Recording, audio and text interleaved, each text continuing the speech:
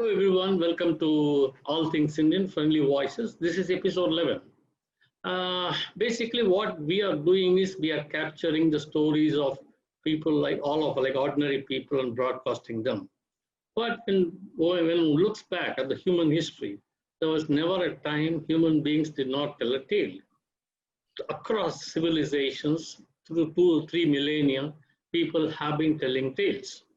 And the impact of tales, the amount of medical studies done in the West, especially in US and particularly in Russia, the results of it is amazing. But also in the highly hectic lifestyle that we are all leading, parents read out stories to children. That has not stopped. And whatever business one does, actually it's telling the story. Whether somebody likes my story, then that person picks it up. Wherever we go, stories never leave us. We always have some tale to tell. To discuss all the aspects related to this storytelling, telling tales, we have two wonderful friends who are also expert professional storytellers. Rajmohan, thank you. Let me introduce Rathy and Geet to you. Rathy is a theatre artist and she's a storyteller. Now she's trained in various forms of puppetry. Earlier, she was the VP of Multi-Story Learning Private Limited. Now the idea was to spread joy of reading using storytelling, puppetry and other elements of theatre in various schools across Tamil Nadu. Geet is a trained sexuality educator. She's a storyteller, RJ. Her work is mainly informed by her training in theatre of the oppressed, playback theatre, and she's also worked with various communities.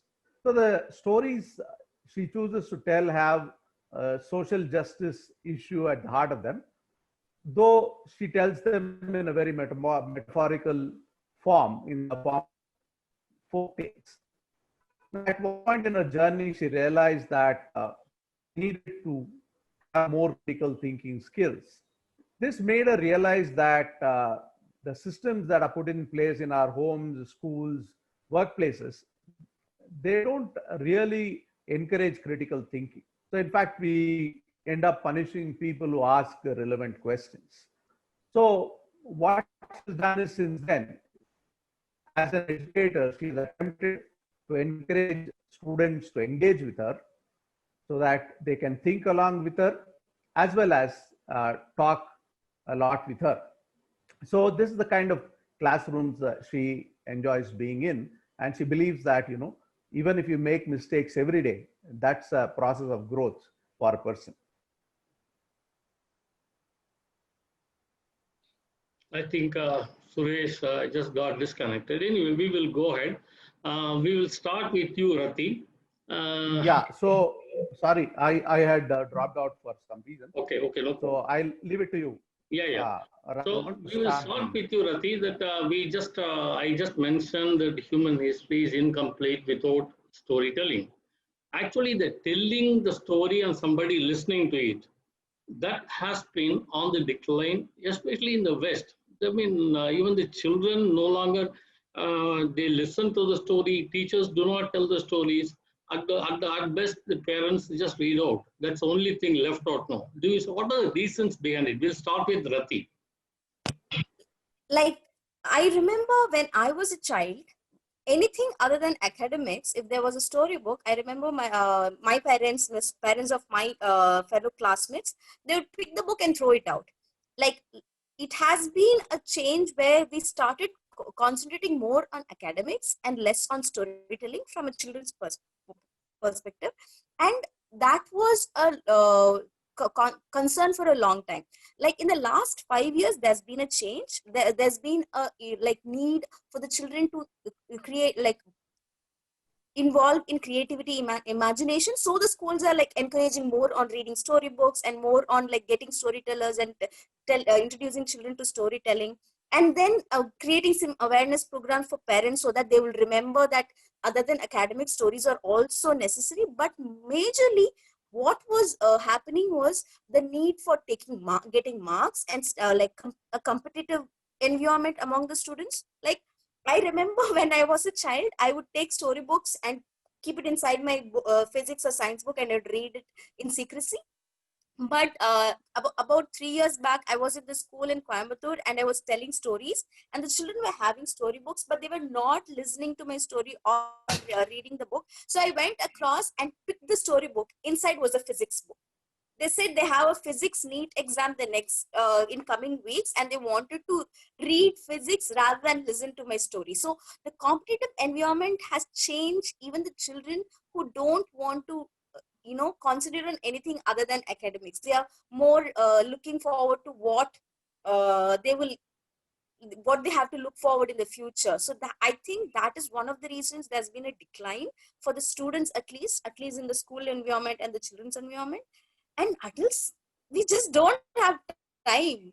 We don't have time to go sit in a storytelling performance or theater. Geet would know, we have been struggling so long to get audience to come and sit, watch a play or a telling. So I think that's one of the major reasons for the decline of the art of storytelling. Yeah, that's very Geet? interesting what you're telling, especially in the last, maybe not 5 years, maybe 10 years, this competitive environment in schools and colleges. Anyway, so that's a very interesting thing to know. Yeah, actually, What's just your I perspective? was, Sorry. yeah, no, I was just recounting how we used to read storybooks in the class, right? I mean, as you were telling that the storybooks used to be hidden inside physics or chemistry, and whichever class was not very interesting. And there are also times that during those times we used to borrow from the library. I think it's another important aspect which is there, I guess. Borrow from the library, and we pay per day some money. So we had to finish it in a day. So you end up reading in the class. But I'm really surprised when I heard her say that it's reverse now, that in a storybook there is physics book. Geet, yeah, your Go ahead, thoughts yeah. on this. Yeah, so I have a little different view here, and I don't think storytelling is on the decline. In fact, I think it is really increasing a lot because, and then maybe not everybody is have the resources to sit and read, because you need different kind of human resources to be, or your individual resources to be able to read. So but people do consume stories in different way. There is so much content that is getting created on a daily basis, and children, adults, and everybody, they are hooked to stories. The kind of videos that we watch, the news that we consume, movies that we consume, in the form of advertisements, we are consuming stories. So we are consuming stories every day without knowing that we are consuming stories. But I think what is on the decline is that there is so much need to be able to prepare ourselves for the future. And the success of the definition of success that we have all um, come about to understand, that we forget to look into our past. And I think there is a decline in storytelling inside houses, where parents earlier would tell us stories of themselves. That's how we got to know about our family histories. That is not happening. So there is a decline in storytelling, where children are not getting to know about their own past, about their own histories, about their own roots, from at a very micro level. History is taught in school, but school book history is often maybe 20% of individual histories. No one can document individual histories. It can only be passed on orally, and that is on the decline. And it's I just think it's dangerous that we are all growing up without understanding our roots, and how our actions, given where we come from, can have so much of an impact. So, and given storytelling performances, just a few days back, I questioned myself as to who is a storyteller. And well, performances have this aspect of stage and the science of performance behind it. But if a story is told from heart, I think it will eventually attract people.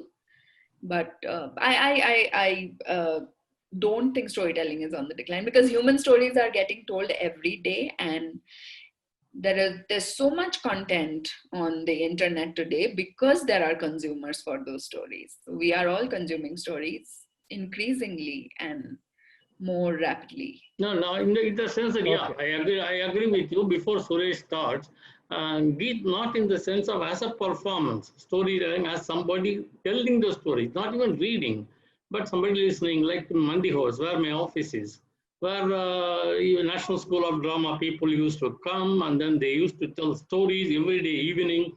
Even great writers like Kushwant Singh used to assemble, or in Jodhpur, or even in Chennai, in Triplicane. There used to be a kind of like what we call as a flash dance and flash music, like that.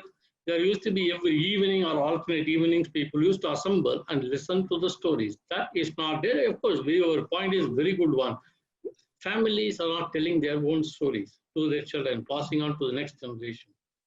Well, to just respond to that question that you just asked me, that these gatherings are not Yeah. happening. So yeah, so when before the lockdown, of course, we saw a decline in audience in the physical theater spaces.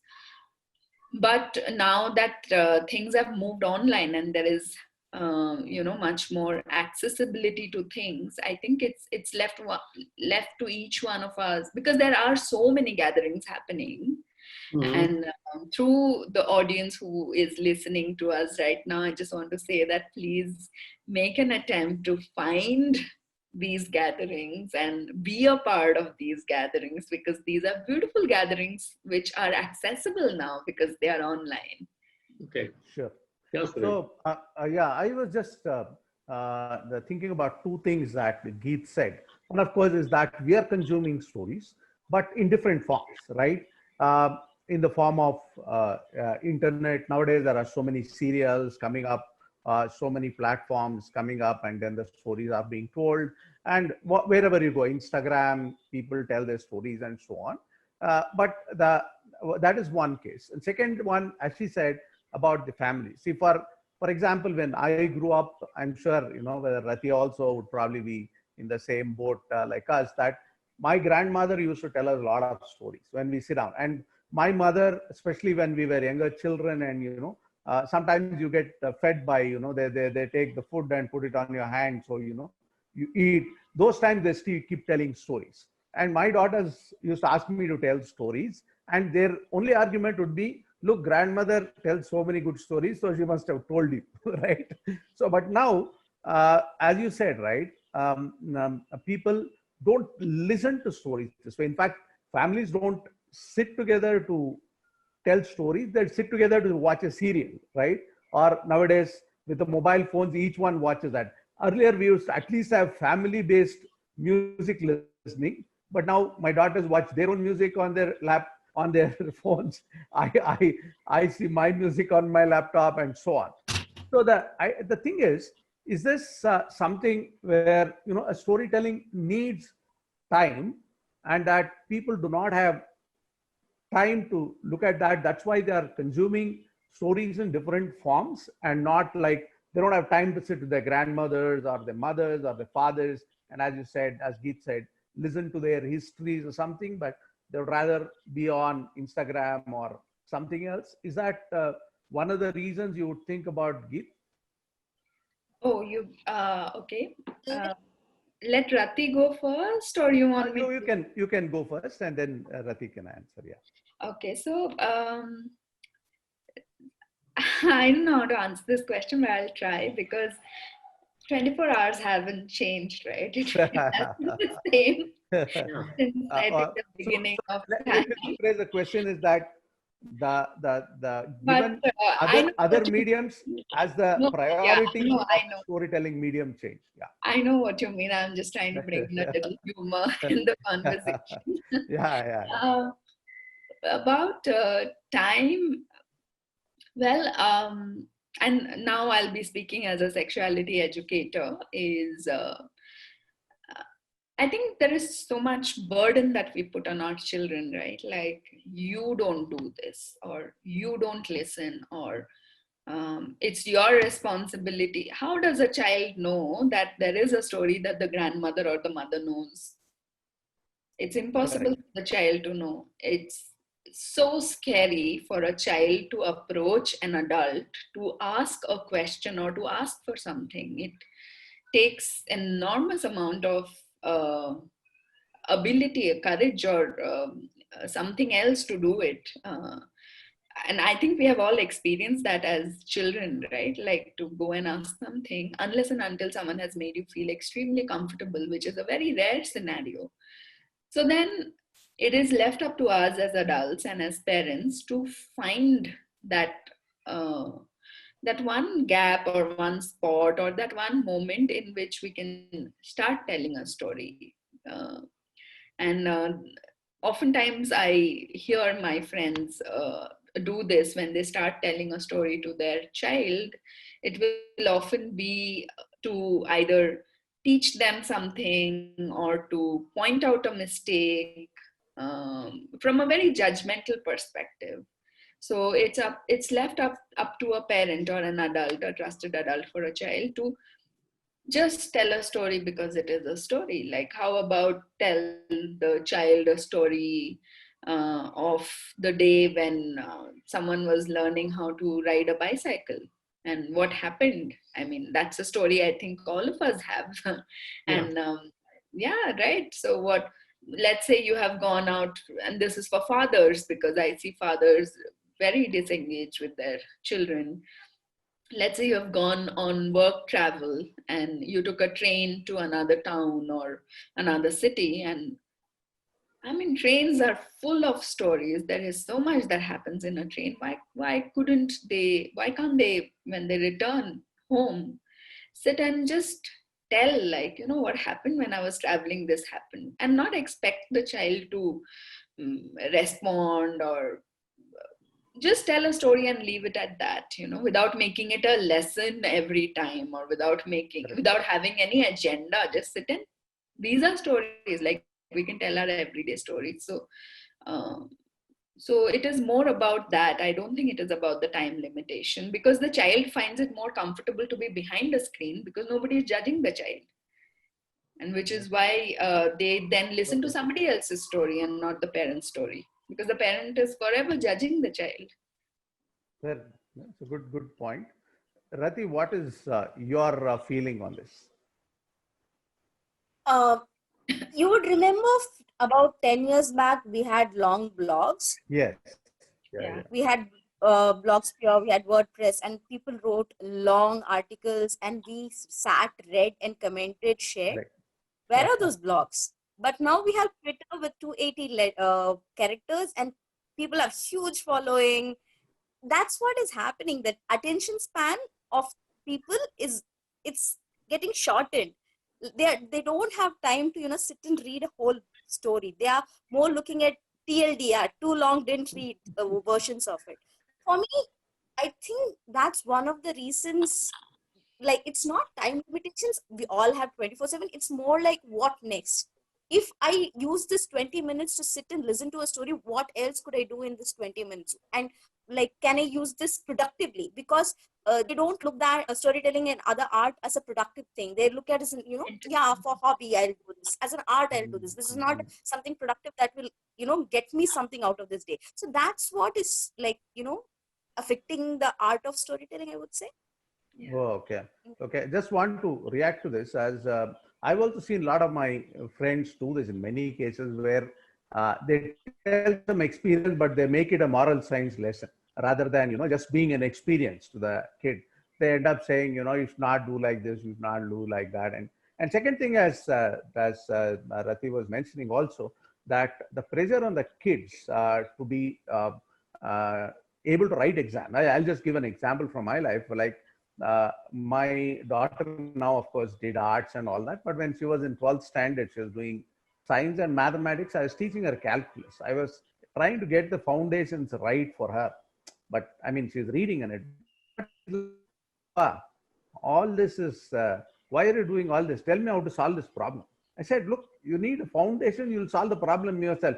She said, no, you will not cover the syllabus. She's very clear, right? Yeah. So I gave her, she read whatever she passed that.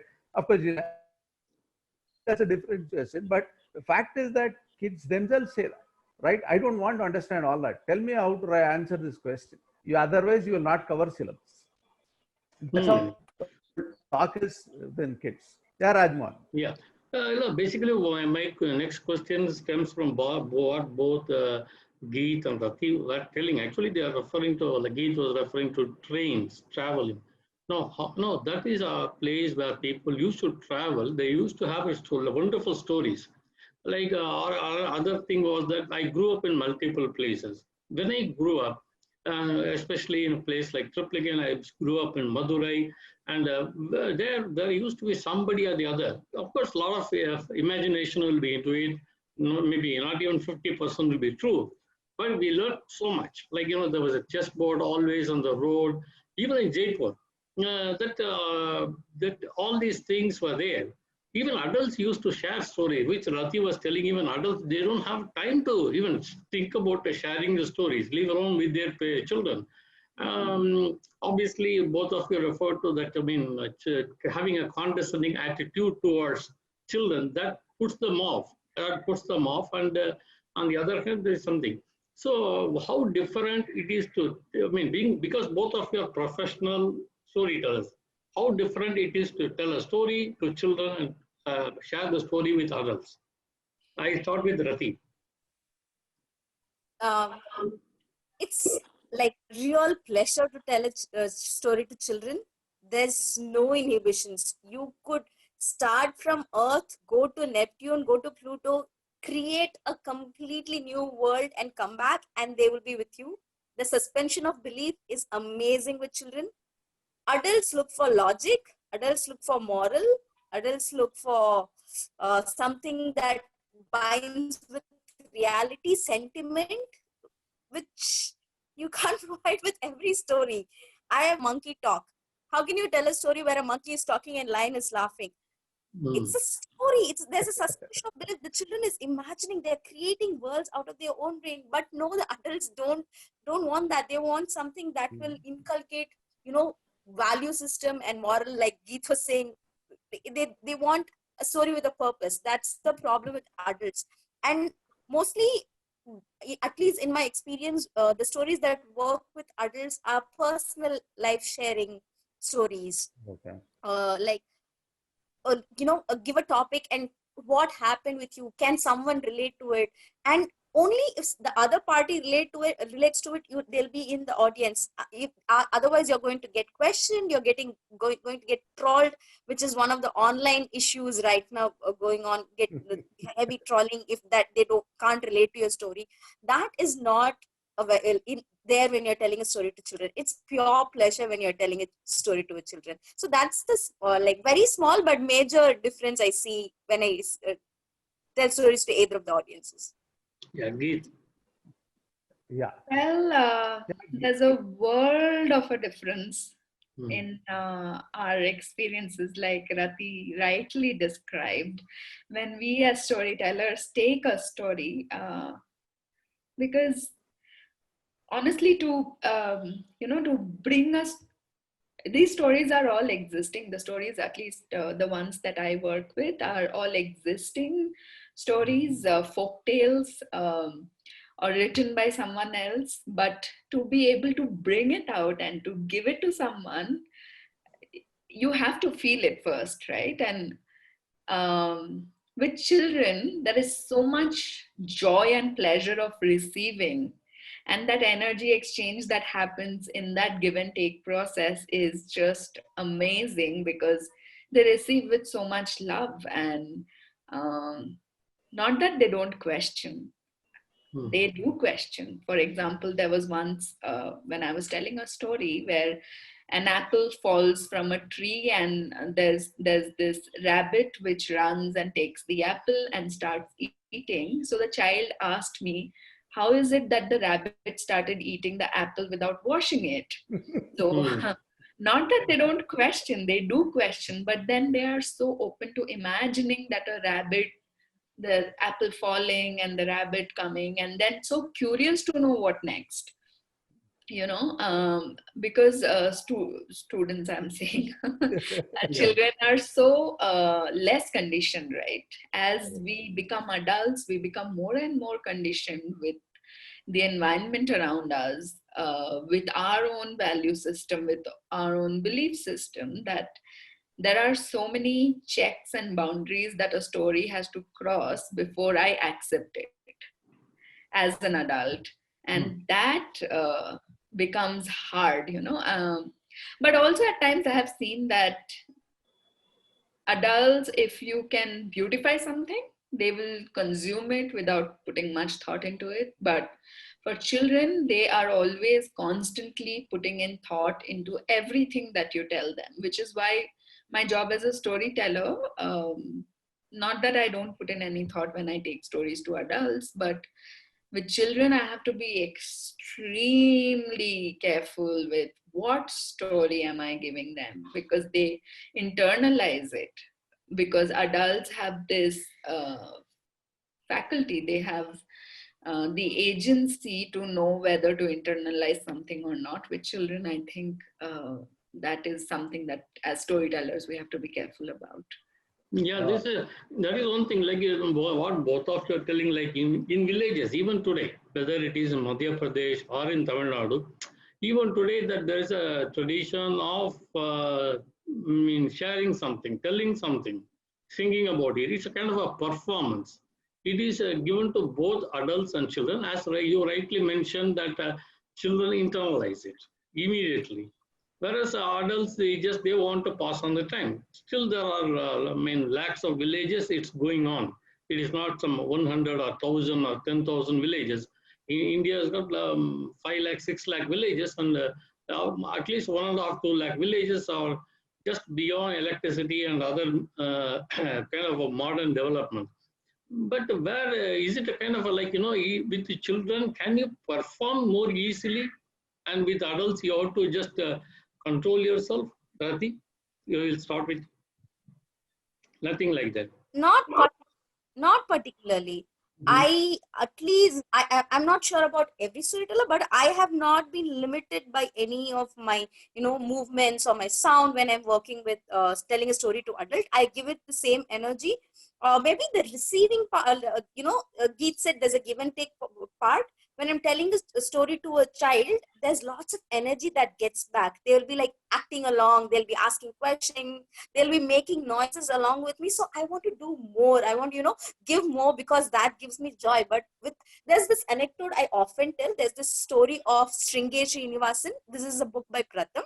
So basically, the first part of Sringeri Srinivasan, he has an annual haircut day. He cuts hair only once a year. Oh. And that year, if he doesn't cut, he has to wait for one more year. It's like there's no logic. It's just a fun story. He goes to different people, and finally, somehow he ends up like cutting his hair. But he goes through a lot of problems till he reaches there.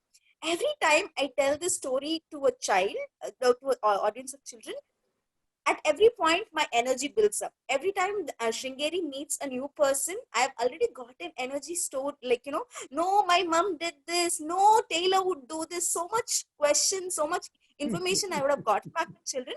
My energy builds up till I reach the climax. I told the story in a small village called Tirchangodu for a bunch of parents who I wanted to encourage them to read storybooks, read the children's storybooks. We were doing an empowerment program, and I told the story the whole 30 minutes. Yeah. Every one of them, I was like, this story is so fun. I'm making animal noises. I'm changing characters. Give me something. But no, who are you to tell us? At the end of it, I was like, that was one of my shittiest storytelling. And I came back and I'm like, I'm not going to break through this audience and just leave them and come back. So yeah. Yeah, I really have something to add here. I think we have, as adults, gotten into this mindset of giving time to things only where we perceive that it will be useful to us, right? So anything that we perceive is not of use to us, we tend to reject it, or we tend to keep it aside for later. And but as human beings, we really don't know what's useful and what's useless unless we try, and unless we, so this listening is a limited thing, right? Because your brain's functioning so much and so much energy goes when you're actually listening, and stories require deep listening if you really want to engage with a story. Now, engagement doesn't mean that you have to respond to the storyteller, but just to take in that story. To listen to a story means you're engaging with a story. And to engage with a story, it needs deep listening, which means you have to let yourself be, right? Without thinking about whether it's useful or not useful, which we are unable to do as adults somehow. I don't know how we have got into this mindset, but we have got into this mindset. And also what Rathy was mentioning, that this poker face, it also comes, I think, from that mindset where we have to behave. We have, I don't know how this culture has got steeped into so toxic, right? It is so toxic to say that you have to behave. To laugh out aloud means you are not behaving. To cry when there is a public gathering or something, and if something has moved you so much that you have tears in your eyes, you have to quickly wipe off your tears and appear normal. So where is all this culture coming from? Who is telling us that this is the right way to do things, right? So that is something that I think, as not just storytellers but as humans, I think we should just start challenging all of this. So I wanted to make one or two small points which I noticed. I remember Bombay Jayashree is a very famous singer. She gave one lecture in a corporate hall, and she was talking about music and a lot of things. And they showed the audience once in a while, a big corporate company. They showed the audience once in a while, and it's exactly the face that Rathy made now. They all were sitting in the same posture, absolutely no reaction. I mean, there's one performing artist who's telling you a lot of things, at least show some, reaction. That's one thing. The second thing, what I thought was, as you were saying, there seems to be this age, right, when you are out of college, into job, till the time you retire, where you don't, you have to be serious. You have to look like you are a very rational man, not becoming, as you said, right? I'm very rational. I want to see logic in this and all. The only storytellers who seem to succeed with adults seem to be one, the Swamijis, because people are already devoted to the Swamiji. And there are many, I mean, whether the new age gurus, old age gurus, doesn't matter. When they tell stories, all of them listen. That's probably for a different reason, right? There's some moral associated. Second thing is, again, mostly old people, when they listen to some art forms which are storytelling, like say in Telugu, there is a Burrakatha, or Tamil Villupattu, or Katha Kalakshepam, they say Harikatha. When they do that, they are listening to it. But these are stories which are mostly known. So they probably relate. Like Rathy said, and you said, you're creating a new world is not there. It's a world that's already known. And again, most of the people, and you see this, are retirees, and they want to now look at the spiritual aspects of it. There you see a lot of people listening, and especially when the Harikatha exponent talks about some important incident, like Sita going off in the forest, Rama going off in the forest, people will all be very agitated, right? But if you are telling the stories in a corporate culture, or as Rathy said, in a group of parents, there seems to be a very different attitude to the whole thing, right? I have to add something here. So Yeah. I'm from a village. I'm right now in a village in Tirunelveli called Kelatanglam. We barely have like 600 families here. Oh, okay. And twice a year, we have this function, a temple function, where we have Villupattu, or in older times, we used to have Tolpavekuttu, which is shadow puppetry. Okay. Yeah. Like, irrespective of age, I've seen everyone from the village be there, listen to stories. No matter what happens, no matter what your work is, no matter what's happening at home, when the program starts, the whole village is at the temple. They are listening to Villapate and the Tolpa Beku, the shadow puppetry. I haven't seen that in cities, unfortunately. Yeah. Even we have like at least in Chennai, specific spaces where you have shadow puppetry and all that. I haven't seen that much audience who reach there, listen to the stories. That Correct. disparity I've seen a lot between villages and cities. Exactly. Exactly. I think the only places where, as I said, stories are the spaces which happen are like some temple premises where they do like whatever you said, right? As well as some of them this harikatha and other forms where you do see some audience. Maybe it could be a moving audience which comes, listens for some time and goes, but there will be some audience in some of these spaces, but they are limited. Now, coming to the other point that we're all talking about, children are very nowadays focused on reading and all that. All of this is driving towards employment in the sense that, the people want to get what they call stability, good salary and all that, right? And you want to become an engineer or a doctor and all that. Now, both of you have taken up storytelling as a profession. So I want to ask Geet first. So from an economics point of view, in the sense that how economically is storytelling feasible as a job? Yeah, so before I answer this question of yours, I would just like to add something to the previous conversation that we were having. Oh, sure. That, people listen to stories only when Gurujis are telling a story or when there is a mythological connotation to a story. I'm sorry, I really don't know too much about Villapata and other things that you mentioned, because ethnically I'm from Haryana. Okay.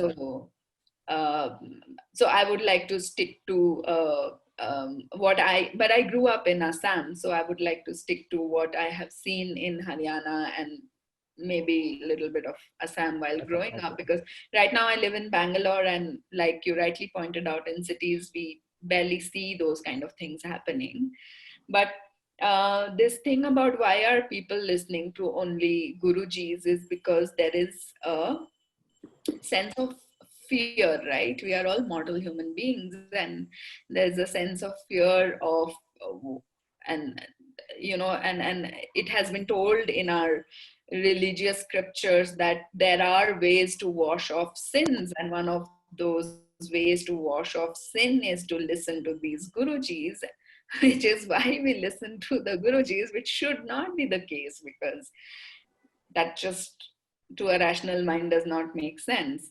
And old people, from what I have seen in Delhi, Haryana and that region, or people who come from that region, what they do is they do this huge Navratris, and they do this Rath Jaga, which is I don't know, this overnight thing. And again, it's very religious, at least what I have seen in my community people do. I'm sure there are so many folk forms which I am not aware of, because in Haryana there's a folk form called Swang, but I don't know what's happening with it right now. So unless and until there's a religious connotation, I think most people are not ready to tell a story, and we really have to sit down and think about these questions and find solutions to these questions as to why is this happening. Now, coming to your next question about the economics of things and how how sustainable it is economically, profession of storytelling.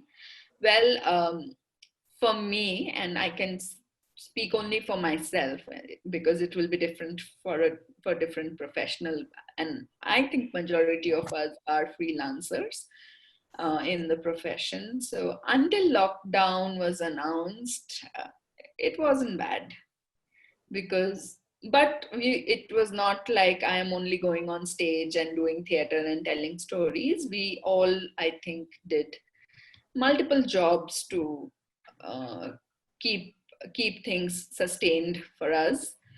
Like I went to schools and colleges to teach, and I took theater classes, I took sexuality education classes, I did business storytelling for MBA students. All of those things suddenly stopped, right? And um, my training sessions suddenly stopped. All the work with my school suddenly stopped. So now during the lockdown, it has become slightly more challenging uh, to keep things like a sustained kind of a thing. But having said that, also I feel that as a storyteller, I don't know if this profession is something that one should look at if their objective is only to earn lots and lots of money. You know what I mean? Like, I don't think that's going to happen with storytelling. I'm not sure. But for me personally, right now, in wherever I am in my life, that's how I feel about it. Okay. Yeah. I have a very different experience. So I've been a theater artist for a long time, and it's an open secret. Like theater doesn't pay. Like theater crew gets paid, but theater artists, the people who act in it, mostly they don't get paid. They'll be said, you'll get exposure, you'll get more chances, and it's looked as a stepping stone to enter in a different field. So I took storytelling to earn money. Okay. So storytelling has been my only source of income for the last 6 years. Since 2014, I've been doing purely storytelling, and I've been earning only through storytelling. Yeah, I do workshops, to teach others how to do storytelling, but that's a, very minimal part of what I do. I've been getting paid only to do storytelling. And yes, lockdown has brought our options very to a, bare minimal. Yeah. But things are looking up. Like last 2 months, I've been asked for so many sessions. I've been saying no because I'm a sabbatical since March, and I don't want to, take up anything till I, you know, figure out my sabbatical. But the, it depends on contacts. If you know enough people, if your performance, and if you as a storyteller is out there, there's lots of contracts coming in, lots of assignments coming in. But if you're a freelancer, and if you're just a starter, or if you haven't been in the field for a long time, the opportunities are very less. But as a storyteller, it's different with each person. I've seen so many freelance storytellers who don't get paid at all, who have to do free sessions, open mic sessions to get their name out. I have been very lucky as a storyteller, but that's not the story with every storyteller out there. Okay. For sharing that, Rathy. I'm going to get in touch with you after the session. Yeah. But basically, I just want to add here that I want to just, a couple of people who are working in IT companies and multinational corporates, they are told all the employees not to come to office till June to 2021. So what they are doing is they are into a lot of things, like they are going for every 1 hour a week. They are having yoga twice a day, twice a week. There is a yoga session, and then there are somebody's coming and telling stories. People are complaining, bloody hell. People who don't know how to tell story, they are coming and boring us. This office session, they have to compulsory. Okay, they are trying to make it fun for people who are sitting at home all the time. So that way also probably something is opening up. This online Yes. thing, yeah, it's opening So up. I used to get lots of assignments from schools, but since lockdown, I have assignments from corporates. So it's mostly, as Rajmohan mentioned, lots of corporates who have been, working from home. They have this 1 hour Friday sessions. That's the most of the assignments that I've been getting lately. And yeah, there's been a shift since lockdown. I don't know if it's good or bad. Okay. Yeah. So, I mean, basically, yeah, now that, I mean, both of you said, okay, telling the stories to children is very different from telling stories to adults. Do you categorize, like, that according to the age group, these kind of stories we should tell, or do you have generic stuff like you were telling about, both of you referred to some kind of a stories like Sringeri Srinivasan, that kind of a stories is it only for fun or some kind of educated stories, or what kind of a stories you tell children, Rathy? I have to mention the previous job I was at, Book Lovers Program for Schools. I was the VP at Multi-Story. Book Lovers Program was one of the products. One of the main things that we did was curate books or rather stories right from age 0, which is toddlers, to till about 8th standard, I suppose. So we chose stories for a particular age. We were very sure that the right story went to the right age. Like, Okay. yes, lots of people out there, they recommend books randomly. Like, I've seen people recommend Harry Potter and Agatha Christie to a 7-year-old child, and my take on it is very different. We curate in that program, we curated books as per the age group, not just on the level of understanding, it's also the concepts. I can't tell a story about rights, which is B.R. Ambedkar story. The book is called The Boy Who Asked Why. It's essentially B.R. Ambedkar as a boy asking why to all the things that is meted out to him. Though I can tell a story to a first standard child, he will not understand the concept of it. They will just take it and go, huh. But at the same time, if I'm telling a story about animals and how the animals were together in the old MacDonald's farm, that is a more age-appropriate story. So similarly, though at that program, I was looking for the parents to understand what kind of stories the children are going to listen. I would not have chosen that story to an adult storytelling session. If it was just pure storytelling session and not as a encouraging to read books or like information about books, I would have chosen a completely different story which would struck a chord with adults. So yes, there is a age appropriateness when it comes to storytelling. It's not one for all. Yeah, there are stories which everybody likes. There's this one story I tell called Party's Beat, which is essentially an old man and old woman living together, and this old man completely bored out of his mind because of this old woman. This story gets told to every age group and they love it, but that's one or two stories. But mostly I stick to age appropriate storytelling. Okay, Geet? Age appropriate stories are important, but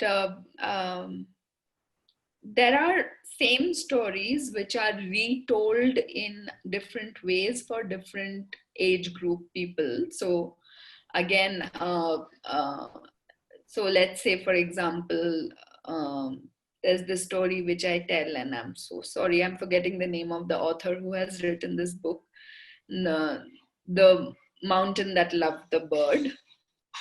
And Paro Anand, yeah. Thank you for that name. And it's such a lovely, it's like my forever go-to story. And the way it can be told to different age group people has to be different. But I think every age group person can relate to this one particular story. Also, my work is mostly with teenagers, right? And yeah, that's where the fun lies, I think. Because the minute you tell them, I'm here to tell a story, they will want either a horror story, which I cannot tell even for my life. Okay, so they'll want some Halloween. That's been my experience too. Like every time I go into a classroom and say, like, I'm going here to tell a story, they will say, I need a horror story. I'm so happy. So with teenagers, it's either horror story or it's either... Actually, if I were to interrupt, Rathy can tell the story of how elders reacted to a story. That's really a horror story, right? Yeah, that is true. Yeah. Yes. Yes. Sorry for So, that. Yeah, no Geet. problem. Either they want a horror story or they want a science fiction story. Oh, And okay. the minute I say that, no, I don't know either science fiction or I don't know horror, I'm going to tell you something else. So the first reaction that comes when I tell them this is anything else, Akka, but we don't want to listen to love story. They are just you. Okay. That's the reaction that I have from teenagers. So when I am speaking with teenagers, I have to be very careful about how I start my story. And once they connect to that, they just, because teenagers are children, they are not adults. So they are trying to find themselves, their own identity, which is why they want to resist everything that you do. So that first 5 minutes, if you can do something with them to help them connect with you, then they are all yours. They'll just sit and listen to whatever you have to tell, right? So that's the tactics something that I employ with teenagers. But otherwise, of course, with children, I can't tell. There are so many stories which I cannot tell to perhaps a 3 or 4 year old or a 5 year old, because there's no scope to have a conversation later on. They are only listeners. But I can tell those stories because some stories have so many problems in it, right? That to a 8 or 9 or 10 year old, because there is scope to then have a conversation about the issues in those stories. So of course stories have to be age appropriate. And with adults, it's mostly as to, which audience am I talking to? Because as a professional storyteller, my job is to keep them engaged, and my job is to keep them with me as listeners. So and the story depends on, the story is primary. That's the most important thing. And second is the audience who I'm speaking to. Also with children, this is important, but with adults, somehow that takes like extreme priority for me, because I don't want to be standing on stage and everyone looking blank. Okay. Yeah. So, So, yeah. Yeah, Rajmohan. I'll just. yeah. What I wanted to ask next was something which we already had discussed a bit. See, there are some great storytellers like in Tamil, there's Narayanan, and then there's Vijay Dan and Deta. These people have said, right, there are certain anthropological elements in their stories, and there are certain purposes and all that. And then there are also some studies which say how a story impacts the brain and all that, right? So now we spoke briefly about this, but how important do you think message being embedded in a story is for storytelling session? We'll start with Geet. Sorry, I lost you a bit. Only the last Okay, line. no, I was yeah. So I was just asking how important are social messages which are embedded in your stories? I mean, do you go out of the way to embed them in your stories? And Yeah.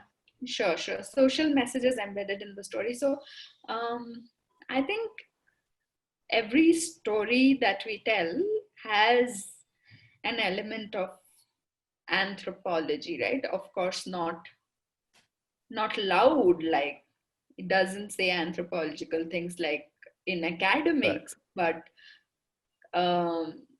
stories will always have an element of anthropology, because who are writing the stories? It's us humans who are writing the stories, and we are writing the stories about our own world. So there is an element of anthropology, I think, in every story. And social issues, I think, so this is what happens to me when I read stories which are creation myth. Okay, so Okay. the stories about why is the sun there, why is the moon there, why is there a river, and things like that. So this creation myth that I read, and so many other stories that I read, every story carries some social message, and that social message can be as simple as um, making sense of the world around you, right? That itself, I feel, is a social message. Like, you know, or for example, if you look at Pratham books, because Rathy mentioned the story from Pratham books, there's such beautiful stories that try to talk about depression, that try to talk about ghosts, like ghosts that exist in folk culture. You know, like different region have different ghosts.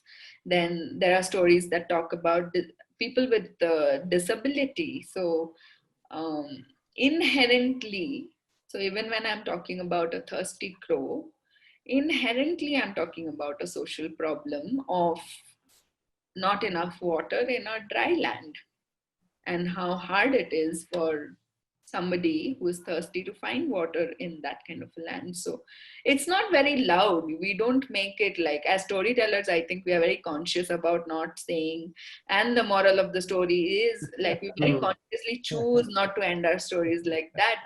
And you know, we are trying to reject it and tell people that that's not the way you tell stories. But there is a social message, and a child makes sense of these things only later. It's okay to take a story and keep it with you for years without making any sense of it. So that's what as adults we fail to do. Okay. We keep looking for this message constantly. Right. Yeah. Yeah, Rathy. So you were mentioning story time with your grandmother, right, Suresh? Correct. So my grandma, when she used to tell me stories when we were very young, it was mostly about a queen and a king who went to a hunt, or a woman with 7 brothers who were useless, and she finally ends up taking her, her chances with herself. They had no lessons. They were just fun, going into forest, fighting a monster, fooling a monster. But after we joined school, there was this class called moral science, which had lots of stories, but essential was a moral at the end of the story. Correct. The joy of stories was completely taken away, because at every class you will have to summarize the story, and you have to write what was the moral of the story and give a story about why is that moral very important. Okay. Stories have been changed into that for a long time. So when I became a storyteller, when I started telling stories, when I do my storytelling workshop, one of the main things I tell my participants, my candidates, is never tell anyone this is the moral of the story. If you really want to, drive home the moral of the story, don't tell this is the moral of the story. Instead, open a conversation. Ask the children, so what did you learn from it? And I can assure you, they will tell you 5 other things. Your moral of the story could be as simple as honesty is the best policy, but they will come up with sharing, they will come up with, empathy, they'll come up with kindness and hazard other things. The children's brain is that brilliant. It's so creative. It's so imaginative. Why are you telling your point of view and, putting it on the child? Let them explore. So I have to agree with Geet. As a storyteller for the last 6 years, if anyone asks me what is the moral of the story, I'll have a huge argument with them. Why do you need a moral? Haven't you learned enough? Why do you need a moral? So this has been ongoing fight with teachers, but I think people are changing, and I hope people change for good later on. Correct. Yeah. Now I just wanted, because you mentioned it. Sorry, just to add one thing about that moral of the story, I think it's become our habit to reduce everything to something, right? We don't want to look at anything holistically, it's become very challenging for us, and we want to reduce everything, including human beings, to something, right? Like, but a story, if you take any one story will never have only one moral. And how can my moral be your moral? Exactly. Take what moral we want. No, exactly what happens. Sorry to interrupt. Exactly what happens. See, I write about some music director, and I give 10 different aspects of the music director and all that. Final question will be, can you tell me, is this music director better than that? Right? I'm just telling that, or is Carnatic music better than film music? Just tell me. I said, boss, these are different things. They have certain things. You explain the whole thing as to what that music is trying to achieve, what this music is trying to achieve. But as you said, everybody wants that one line. Do you rate this movie 5 stars, 3 stars, 2 stars, right? That Yeah. star rating type. And secondly, as Rathy said, those times the stories were like, we used to hear stories like Tamil, I think they're called something else. In Telugu, it is called Paramananda Shishula Katha. There'll be some foolish guy in the whole thing. Same story. Same Paramananda Guru stories. Yeah. Paramananda Guru story. It'll be like heavy fun, but it is like some guy who's foolish, but he gets things done and stuff like that, right? If you look at the moral, there is none. It'll be like you have to be foolish to be good at times, right? But Yeah. as kids, we used to love such stories when you are there. Yeah, Rajmohan. So basically, from what I am learning from what Rathy and Geet are telling is that stories actually, in a very direct way, although it is not very ostensibly visible, stories make up the persons. Exactly. Stories shape the cultural paradigm. Actually, for some of the incidents which Rathy and Geet are referring to, like whether it is within the family, they are passing on, or Suresh was mentioning religious teachers saying something. So basically, stories shape the cultural paradigm of a given community or society. Okay, although it is not heavily acknowledged, but even all the more, nobody talks about what goes into telling a story. So that is my question. As a professional storyteller, what kind of a preparation you have to do, whether it involves money, heavy cost. So I start with Rathy, because people don't, why I'm asking is that nobody talks about the storyteller actually. They all talk about the story, moral of the story, blah, blah, blah. Nobody concentrates on storyteller. Today we are concentrating on you. You please tell us, how do you prepare? What kind of preparation goes on into storytelling session? And also, if you use any props, Getting the those sort of things. Yeah. Yeah, we can start with Rathy. Yeah. Getting the story right is one of the major preparations that goes before a storytelling session. You can't wing it. You can't have one line in your brain, walk into a session and think you will come up with a 100% performance out at the end of it. That can't happen. You have, like any art, you have to have rehearsals. Like theater, Geet would know, we have months of rehearsals before we go on stage.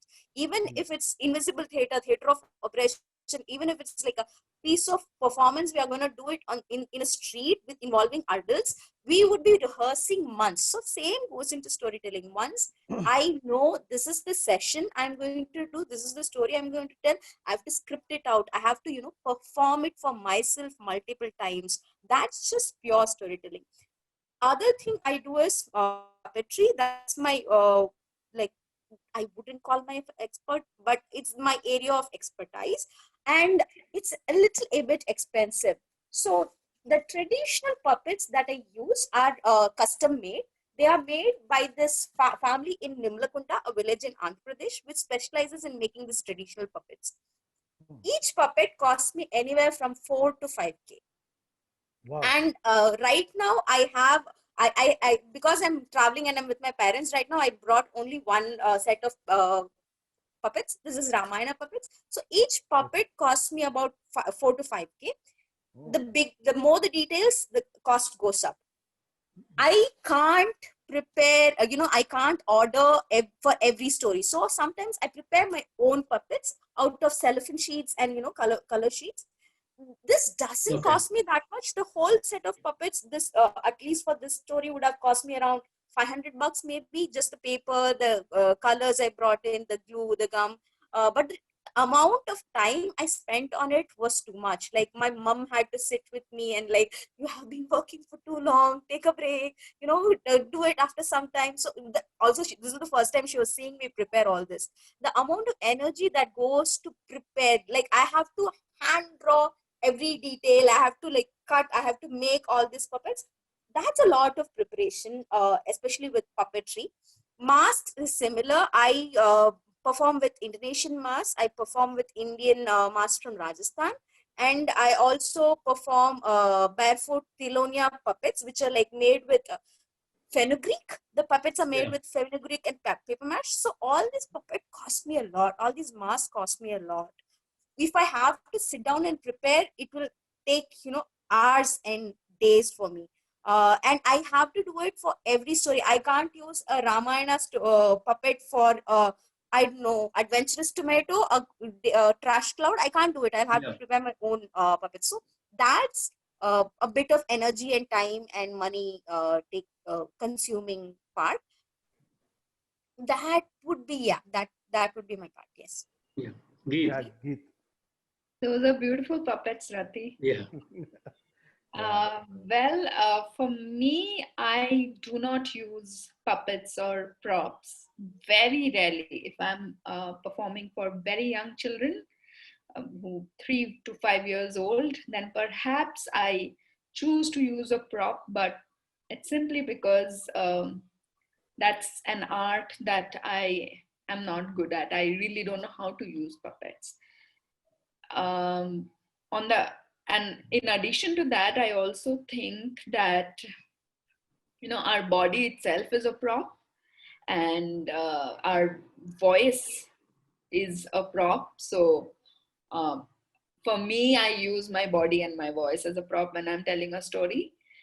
But what preparation goes into a story for me is really I think majority of my preparation goes into finding a story that I want to tell.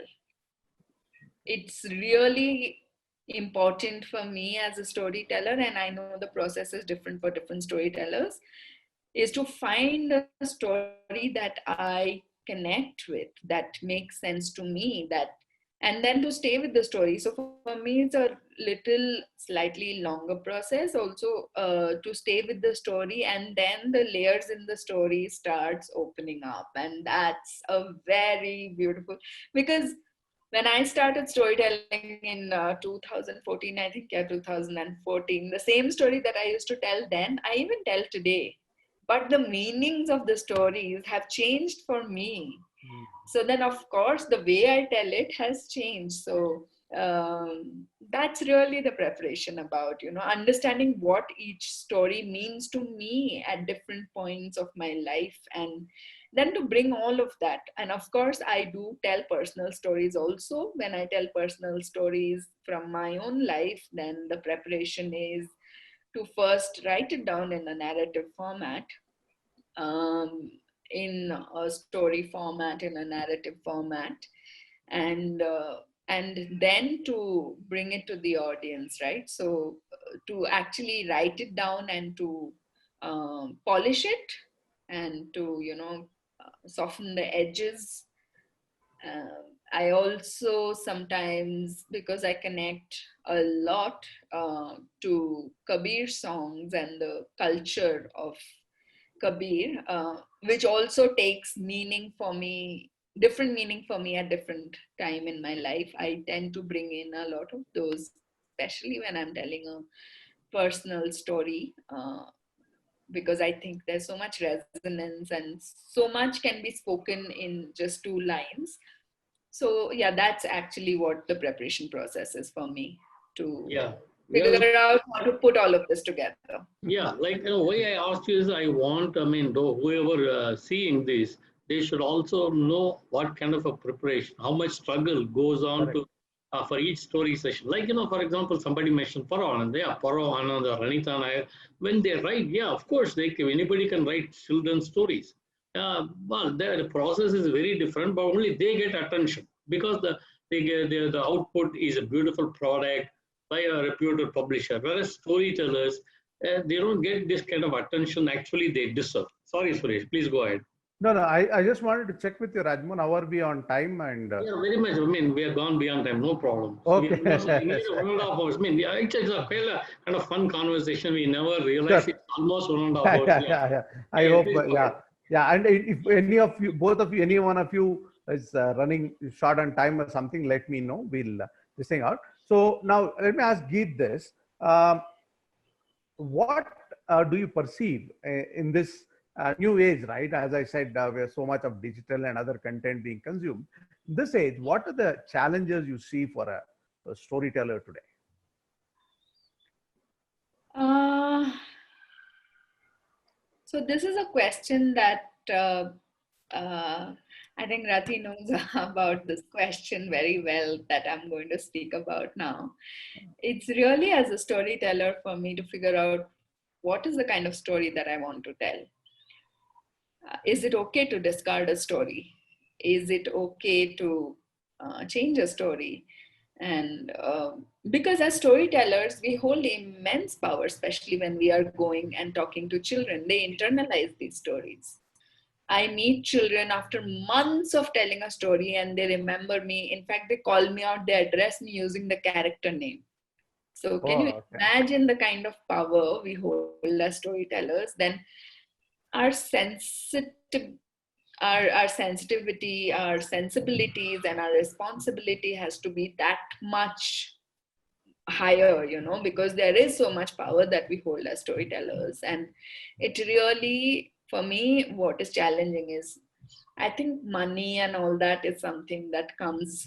It's a problem that I think all of us are faced with, and we are all trying to figure out because of this pandemic and things like that. But as a storyteller, given the ethics of the profession, and to be a morally responsible human being, because storytellers are supposed to be that, is to really, really sit and take stock and to figure out what are the kind of stories that we want to tell right now, given whatever is happening around us. Yeah, because it's the scene situation doesn't look too good. So that's what I think is the challenge. Okay. Rathy? I talk about this anecdote very often because this is also one of the reasons I became a storyteller, or rather continued as a storyteller. Long back when I started out as a storyteller, I was in a small village in the district of Coimbatore, and I entered a classroom, and immediately one child got up and asked, "Ma'am, are you from Africa?" The teacher there was like, she was shocked. She was like, "Get out of the classroom, you have to go meet the principal." And I said, stop, let's talk about this. So I asked him, "Why are you asking me this question? Like, do I look different?" And he said, "You look very dark." So I thought, "You're from Africa." So I put out my hand and I asked his hand to be, put out, and we compared colors. They were similar. So I asked him why. Again, we are the similar shade. Why are you asking me about Africa? He didn't have an answer. So that day I sat down, and instead of telling whatever story I had prepared, we talked about colorism. What is how it had affected me, and we talked a lot about it. Few months later, about 3 months, we visit once in a semester. So 3 months later, when I went back, three children from the classroom came running towards me, and they said, ma'am, the boys have stopped calling us Blackie." In Tamil, the children used to call each other Karupi, apparently, which is very colorist word. And the boys have stopped calling us Blackie. They don't use derogatory words with us anymore. That is very powerful. You need to have, as a storyteller, you have to listen. It's not just telling stories, especially with children. You have to lend them a ear, listen to them. I've told stories among age groups. There's this book called Mile series. There's this teenage girl called Mile who has Yeah, yeah. writes down diaries. You have read it? Yeah. So in one of the Mile series, she discusses about periods, and in another Fat Diaries, I think, her sister gets, or rather is about to be harassed by a relative, and she steps in and stops it. She steps in and interrupts it. So the children, when they listen to such stories, they come back to you with their experiences, what they have seen, what they have going through. As a storyteller, I can say I'm not a counselor. I can say, "Oh, I'm here only to tell stories and walk out." But what would that be? How can I go to sleep at the end of the day? You have to sit down and listen to them. You have to give them correct responses. You have to put them, if you're not the right person, put them to the right person who will guide them further. The Mm. empathy, kindness, and all that is very inherent as a storyteller. You need to have it. So that is one of the challenges that you need to have as a storyteller. You can't be a storyteller for the sake of storytelling. You can't be a performer out there and I'm done with my job, I'm getting out of here. That is one thing. The other thing is the change into the digital age, especially because of lockdown.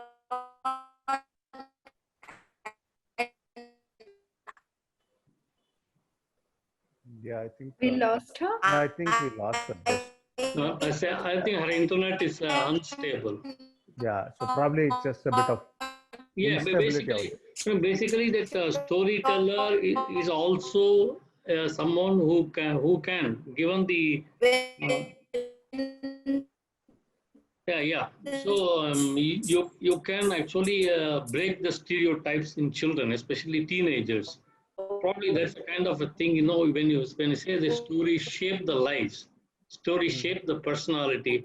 Probably that's one of the things. Well, actually, we all got we all laughed when Trevor Noah put up all those tweets. About the uh, gold, or what he calls Bernice gold. Like from the era when 40 years ago, how Bernie goes into classroom, etc. We all just laughed, but it's beyond that. Stories actually help us to break the stereotypes also.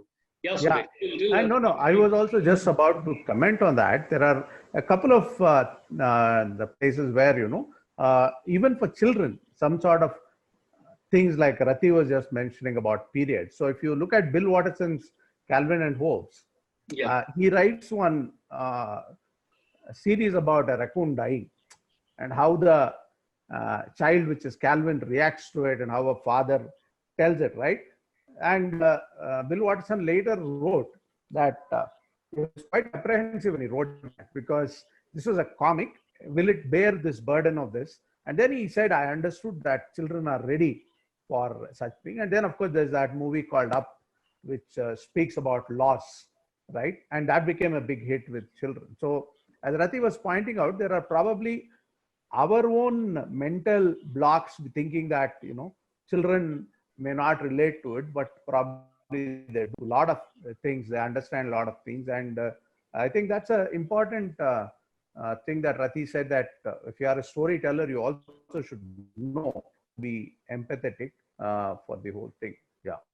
Yeah, I totally agree with Rati there because it is when you are telling story to children, there is so much that you have to hold, right? Because you have to become like a Correct. container. Correct. Because the child will come and pour their heart out to you. Right. And like Rati rightly said, as a storyteller, it's important that you first become a good listener and listen to what people are saying and then tell stories accordingly. Right. I think that colorism that she was talking about is a body image issue. There's so many body image issues that we need to talk about. We need to talk about gender. We need to talk about sexuality. We need to talk about racism and so many other things that is going on right now to help the child make sense of the world around them. Exactly. So Yeah, that's true. yeah, and this is very it's we are not all born with empathy, right? It's yeah. a thing that we cultivate. Okay. Yeah. So unless and until a storyteller is able to cultivate it in themselves, then it becomes really hard to tell certain kind of stories. No, basically that all children, especially adolescents, when they grow up, Irish means they are always drunk. Jewish people are cunning, or Indians are like this, or South Indians are like that, like that. So this kind of stereotypes and gender stereotypes, everything comes when they grow up. So part of the thing is that it's when they tell through stories, it impacts them. It redefines, reshapes their paradigm towards all many cultural things. Exactly. Yeah. Yeah, actually, I just want to tell this here. Vaikom Muhammad Bashir, he was asked, why did you become a writer? And he was one of the great writers.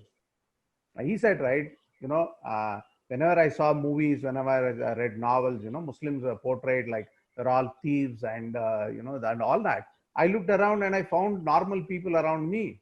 So I wanted to tell those stories. And then Bashir told this. Brilliant, Yeah. actually. He was brilliant, but that's what, he said. I think Rathy's probably sent me a message. Okay. Uh, let's see if she can connect back. No, she's joining, but Okay. she's unable to join. So I think her Okay. internet is unstable. I Okay. think she can listen. We can talk and she can listen. So Yeah. basically, that especially you are into teenage world, Geet, and Rathy is into much lower age children also. So basically, my question was that how much of it, I mean, we are all talking about the challenges to the storytellers because of the digital technology, I mean, all these things. But at the same time, about 4 or 5 months ago, there was a tweet which went viral actually, which went viral where Malappuram in a Kerala, a teacher in a very rural area school, she was using augmented reality. So it creates a different world for children from between the kindergarten to 12th standard students. It created something new. I mean, do you think that digital technology will be of help, major help to the storytellers? Like, you don't need to. Of course, you said your props, you are using your own voice, modulation, your own body. But something dinosaur can come in the class suddenly. So it makes something different altogether. I've never used augmented reality, or I'm not aware of this tweet or this particular news that you're talking about. But I think technology is an enabler. Technology has its own challenges and things that needs to be fixed. Loopholes are there, but technology is an enabler because technology makes things accessible for people, and we have Yeah. all seen it during pandemic. But also, I want to acknowledge that there is a section of people to whom even technology is not accessible, no matter how Yeah, Rathy. technology is not fully inclusive, but it has its own pros and cons. I'm just imagining, as you were telling me, what will happen if a dinosaur comes into my classroom. It will be fantastic. Like I just smiled when you said that, to have that experience. But at the same time, I also think that with children, it is nice to give them these visuals of things. At the same time, it is important to leave them with words and form their own Yeah. imagination and visual. For example, when I say a pen, you both are imagining a pen, Yeah. and maybe somebody is imagining a Reynolds pen and someone else is imagining a different kind of a pen. But if I show you a pen, you are able to, so in that, imagination is blocked, right? You are no more Okay. imagining a Reynolds pen or a different kind of a pen. For you, a pen is then this, and it is, in my story, it is only this pen that I'm talking about. So Yeah.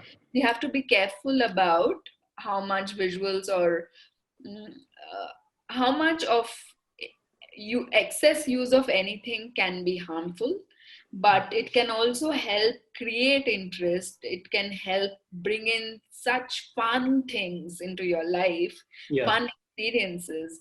But it is also important to leave space for a child to develop their imagination. Just leave them with words and let them develop their imagination. Yeah, I think that's one. Rathy can hear us. Rathy, we are talking about digital technology enabling the storytellers. She's frozen.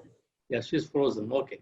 Yeah, no, Suresh, we can conclude. yeah, I will conclude. Before that, I just wanted to react to what Geet had said. So that's one of the reasons why people still read storybooks, because though there are so much visual content that you can grab from the internet, grab from the OTT platforms, people read storybooks because they can make their own reality.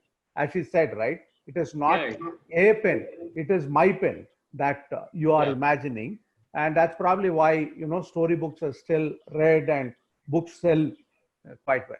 Okay, so I think Rathy is really having a challenge getting there. Yeah, connecting that, so she's unable to do that. So let me conclude. Rathy, can you hear us? Let's see if she can hear us. No, she can't hear us, but I think she's unable to tell us. Okay, you Okay. please go ahead. You please go ahead, Suresh. Yeah. So let me conclude. First, let me thank Yes, both. my connectivity is really bad now. Yeah, we understand. Its internet is bad. Yeah. Yeah. So first, let me thank both Rathy and Geet for joining us in this wonderful session. It is really good to know that there are professional storytellers now, and that it is a viable profession. Yes, there are some challenges due to the pandemic, but what Rathy and Geet told us is that pre-pandemic times things have been reasonably good that you can be a storyteller. And as Geet mentioned very pertinently, you don't become a storyteller to earn like a doctor or an engineer. You become storyteller because you are driven by something else that you really want to do that, and that is why you end up being in this profession. But I Second, wish that changed. I that really was wish that changed. I yeah, I really hope and wish that that people take changes. active efforts to change this. Right, right. I agree. That's an important point. That not only storytelling, there's so many other art forms where it doesn't pay as much as engineering or doctor do, and then that's why people are all herded into this particular engineering stream or being a doctor and so on. The other thing is that both Geet and Rathi mentioned is that the children are much more receptive to stories than the elders.